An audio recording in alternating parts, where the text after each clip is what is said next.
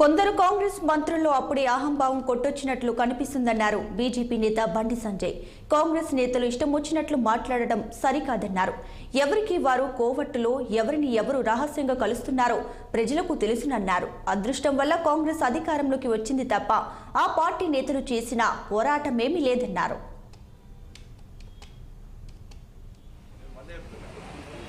గతంలో బీఆర్ఎస్ ఈ అహంకారం కన్న కవరం తరగతి తీసుకోలేదు పెట్టుకోవాలి. ఇదే భాష మాట్లాడుతుంది.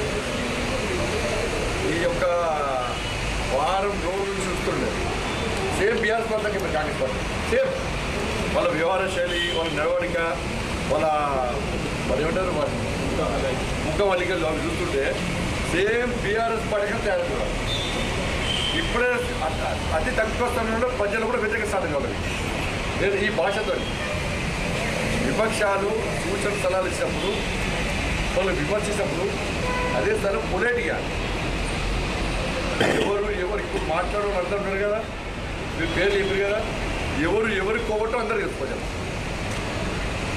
ఎవరి కోవటం ప్రజలందరూ తెలుసు.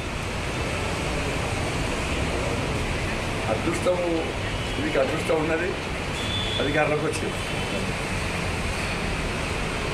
మీరు దేనికోసం కొట్లాడారు? నిరుద్యోగ సమస్యలు కొట్లాడిరా, రైతు రుణమాఫీలో కొట్లాడిరా. ఇప్పుడు అధికారం వచ్చి మళ్ళీ రీవిజన్ అంటే మళ్ళీ స్టార్ట్ వచ్చి ఒక రీజన్ అంటే వాళ్ళు మార్చింది, వీళ్ళు మార్చారు, వీళ్ళు మార్చేది కూడా వీళ్ళు మార్చారు.